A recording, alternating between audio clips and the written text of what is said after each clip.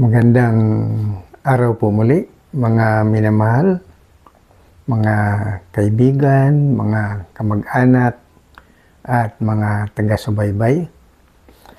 At patuloy po ang ating paghatid ng pangaral ng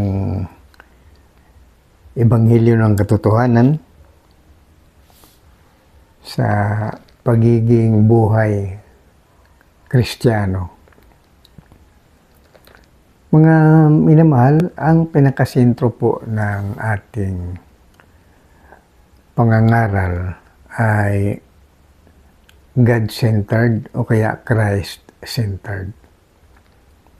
Na ang aking ipinapangaral sa inyo ay si Jesucristo, hindi po ang relihiyon.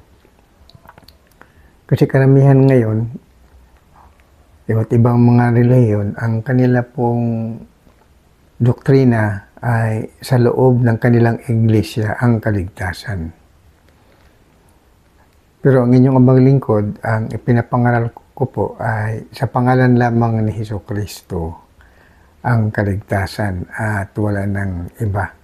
Kaya hindi po sa magitan ng Roman Catholic Church ang kaligtasan, hindi rin po sa magitan ng Iglesia ni Cristo na itinayo ni Manalo noong 1914, ang kaligtasan, hindi rin po sa MCGI dating daan ni Eliseo Soriano ang kaligtasan, hindi rin po sa Saksi ni Jehovah ang kaligtasan, at hindi rin po sa Seventh-day Adventist na relihiyon ang kaligtasan at iba pa. Kundi magitan lamang ng pangalan ni Jesucristo ang kaligtasan. Siya ang ating kaligtasan at magpagbigay ng buhay na walang hanggan. Kaya nga po ako ay sumasalungat sa aral ng mga relihiyon ngayon. At ang patunay ko po rito ay ang pangaral lamang ni Jesucristo. Katulad po nitong sinasabi ni Jesucristo sa Juan Kapitulo 4, versikulo 22 hanggang 24. Ito ang ating mababasa. Sinasamba ninyo ang hindi ninyo nalalaman. Sinasamba namin ang nalalaman namin sapagkat ang kaligtasan ay nanggagaling sa mga Hudyo.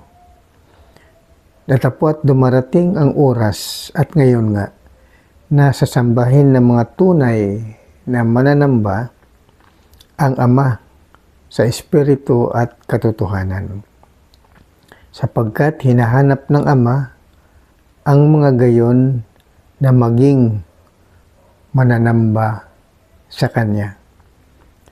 Ang Diyos ay Espiritu, at ang mga sa Kanya'y nagsisisamba ay kinakailangang magsisamba sa Espiritu at sa katotohanan.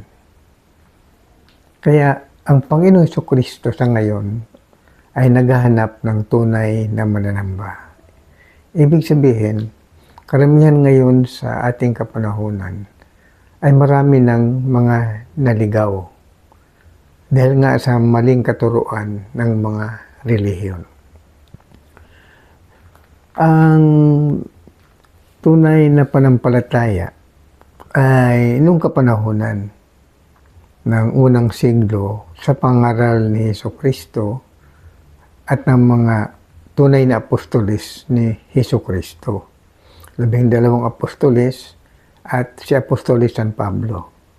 So ang kanilang pangaral ay talagang tunay. Kaya nga nasusulat sa Biblia ang kanilang mga pangaral. So, ang pinakabatayan ng aking pangaral ay sa Biblia. Kaya nga po, ay ipinapangaral ko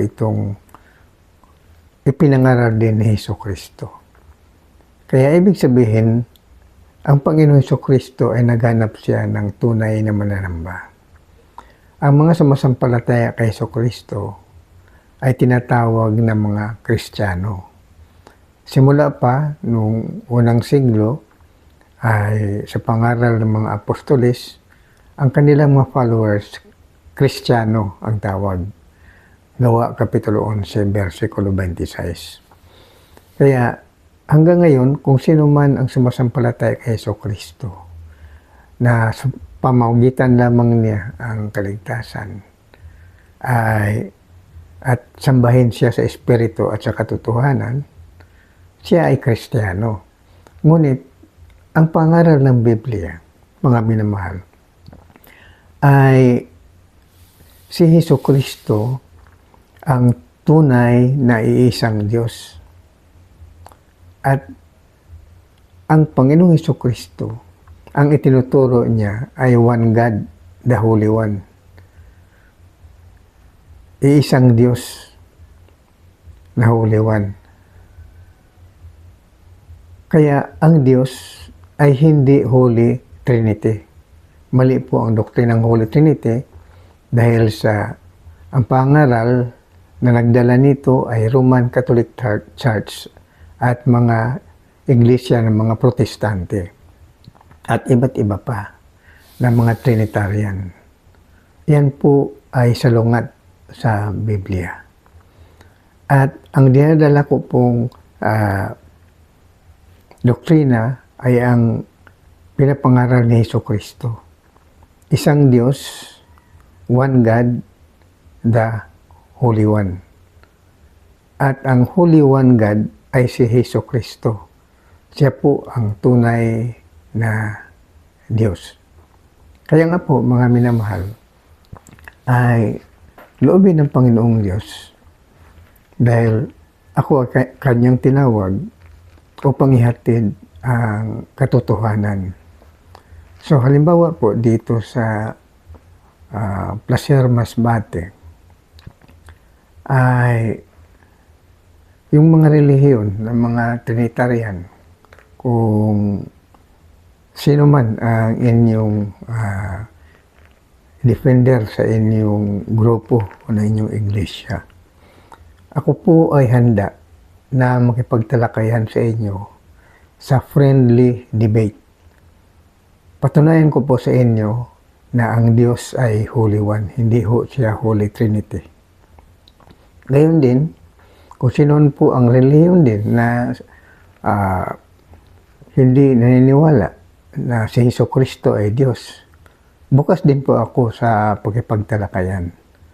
Patunayan ko po na si Jesucristo ay Diyos, batay sa Biblia. So, ang pinakabatayan po natin ay ang Holy Bible. Ito po ang inyong abang lingkod, Pastor Absalon Rabadon Jr. At naghatid po dito sa Placer Masbate.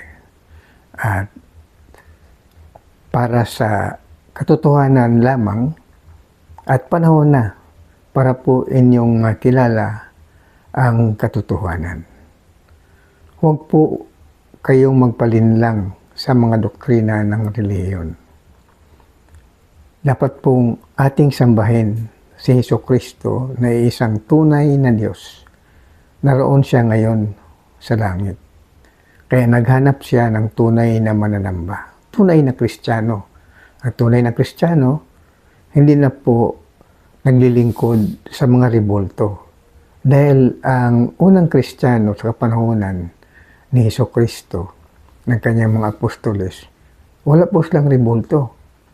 Hindi po sila naglilingkod sa mga rebulto. Kaya yan po ang dapat ninyong malaman, lalo na sa mga Katoliko. Ito po ay hindi pag-alipusta o pag-insulto sa inyo. Sa Roman Catholic Church, handa po ako na makipagtalakayan para po malaman niyo ang katotohanan.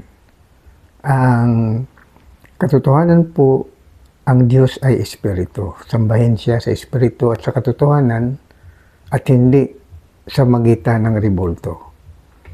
There is only one God and one mediator, the man, Jesus Christ. So, ang Kristo po ay nagkatawang tao. Tao siya. Siya ang tagapamagitan.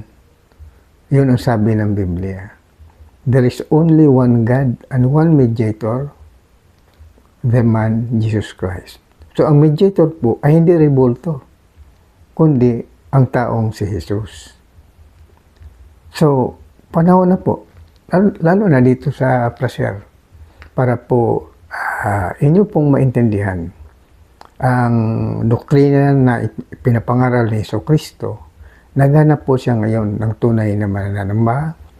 Tunay na mananamba, basahin ko po muli ang pangaral ni Jesucristo sa sa aklat ni San Juan, Ebanghelyo ni San Juan, Kapitulo 4, versikulo 22 hanggang 24. Sinasamba ninyo ang hindi ninyo nalalaman. Sinasamba namin ang nalalaman namin sapagkat ang kaligtasan ay nanggaling sa mga Hudyo. Datapwat dumarating ang oras at ngayon nga nasasambahin ang mga tunay na mananamba ang Ama sa Espiritu at katotohanan sapagkat hinahanap ng Ama ang mga gayon na maging mananamba sa Kanya.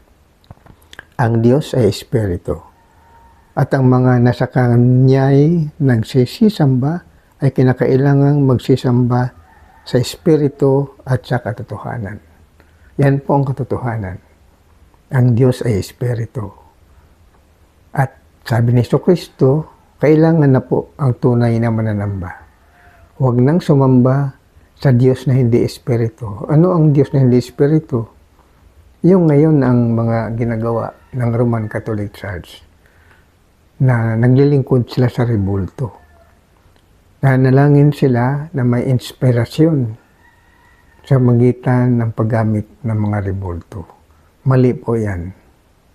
So, ako po ay nakahanda na makipagtalakayan sa mga Trinitarian. Patunayan ko na ang Diyos ay hindi Holy Trinity. Gayon din naman, patunayan ko rin na ang Panginoong Jesucristo, siya ay Diyos. So, friendly debate lang po. Kung loobin, handa po itong inyong abang lingkod. Ito po ang inyong abang lingkod, Pastor Absalon Rabadon Sr. Nawa maumutawi sa atin ang tunay na pangaral ng Ebanghelyo, panahon na upang inyong makilala si Jesucristo. Siya ang tunay na Diyos. Siya ay babalik upang maghatol sa mga buhay at sa mga patay. Si Jesucristo po, siya ay Diyos. Babalik siya upang maghatol. Sulat po yan sa Tito, Kapitulo 2, versikulo 13. Ito po ang ating mababasa. Na hintayin yaong mapalad na pag-asa at ang pagpapakita ng kalulatian ng ating dakilang Diyos at tagapagligtas na si Jesucristo. Malapit na pong dumating ang ating dakilang Diyos at tagapagligtas na si Jesucristo. God bless us all. Praise God. Hallelujah. Amen and amen.